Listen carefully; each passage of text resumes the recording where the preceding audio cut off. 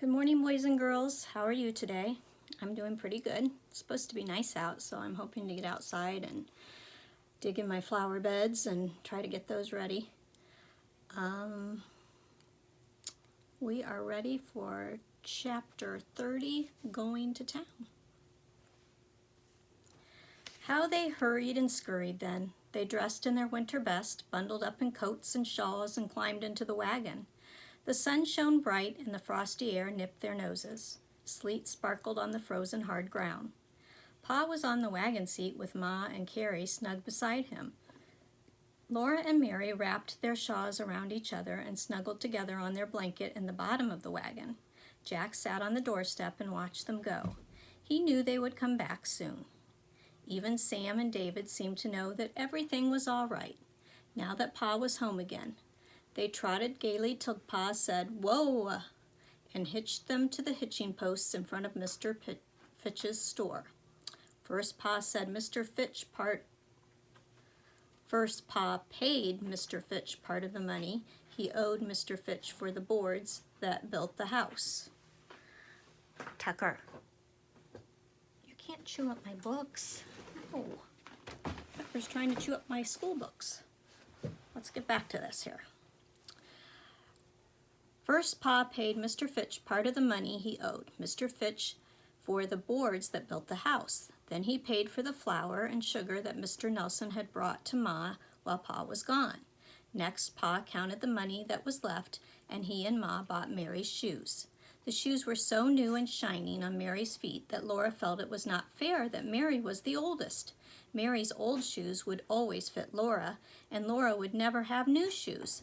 Then Ma said, "Now a dress for Laura." Laura hurried to Ma at the counter.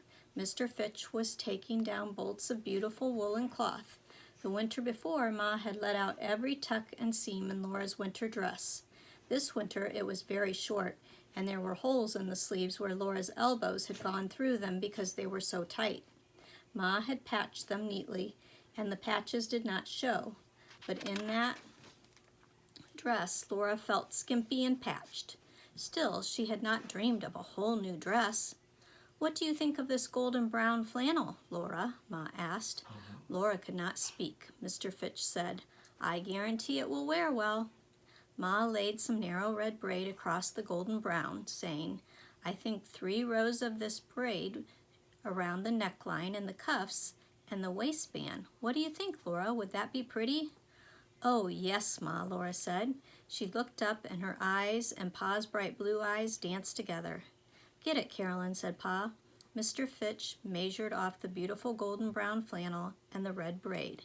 Then Mary must have a new dress, but she did not like anything there. So they all crossed the street to Mr. Olson's store. Then they found dark blue flannel and narrow gilt braid, which was just what Mary wanted. Mary and Laura were admiring it while Mr. Olson measured. When Nellie Olson came in, she was wearing a little fur shoulder cape. "Hello," she said, and she sniffed at the blue flannel. She said it was all right for country folks. Then she turned to show off her fur and said, "See what I got?" They looked at it, and Nellie said, "Don't you wish you had a fur cape, Laura? But your pa couldn't buy you one. Your pa's not a storekeeper." Laura dared not slap Nellie. She was so angry that she could not speak. She did turn her back, and Nellie went away laughing. Ma was buying warm cloth to make a cloak for Carrie. Pa was buying navy beans and flour and cornmeal and salt and sugar and tea.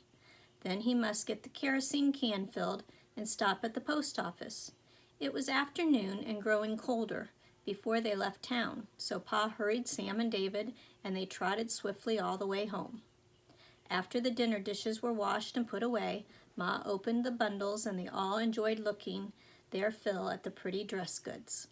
"I'll make your dresses as quickly as I can, girls," said Ma, "because now that Pa is home, we'll all be going to Sunday school again." "Where's that gray chalice you got for yourself, Carolyn?" Pa asked her. Ma flushed pink and her head bowed while Pa looked at her. "You mean to say you didn't get it?" he said. Ma flashed at him. "What about the new overcoat for yourself, Charles?" Pa looked uncomfortable. "I know, Carolyn," he said, But there won't be any crops next year when those grasshopper eggs hatch, and it's a long time till I can maybe get some work next harvest. My old coat is good enough." "That's just what I thought," said Ma, smiling at him. After supper, when night and lamplight came, Pa took his fiddle out of the box and tuned it lovingly. "I have missed this," he said, looking around at them all. Then he began to play. He played "When Johnny Comes Marching Home." He played "The Sweet Little Girl, the Pretty Little Girl, the Girl I Left Behind Me." He played and sang "My Old Kentucky Home" and "Swanee River." Then he played and they all sang with him. "'Mid pleasures and palaces through though we may roam, be it ever so humble, there's no place like home." Okay, that's the end of that chapter. The next chapter, 31, is called Surprise. So that will be fun. All right, guys and gals, have a great day, and I'll see you later.